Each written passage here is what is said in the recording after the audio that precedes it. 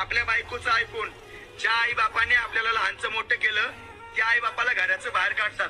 तीच बायको ना जी 4 महिने 5 महिने 1 वर्ष झाला असेल तुझ्या घरी आली आणि जे आई बाप तुला वयाच्या 30 वर्षापर्यंत सांभाळलं, आज त्याच आई बापाला तू घराच्या बाहेर काढलं. अरे किती वाईट वाटलं असेल त्या आईला, किती वाईट वाटलं असेल त्या बापाला, ज्या बापाने तुझ्यासाठी काय काय काम केलं, ज्या आईने घरात भांडे घासले, कपडे धुतले, लोकांची मजुरी केली आणि तुझं पोट भरवलं, तुला शिकवलं, तुला मोठं केलं, तुला नोकरीला लावून दिलं आणि आज तुझ्या बायकोचे 2 शब्द ऐकून भाड खाऊ तू तुझ्या आई बापाला घराच्या बाहेर काढलं.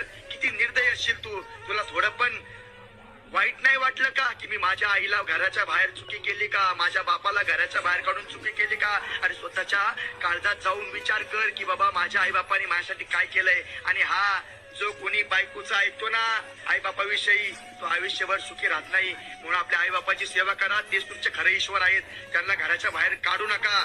जय शिवराय, जय महाराष्ट्र, जय श्रीराम.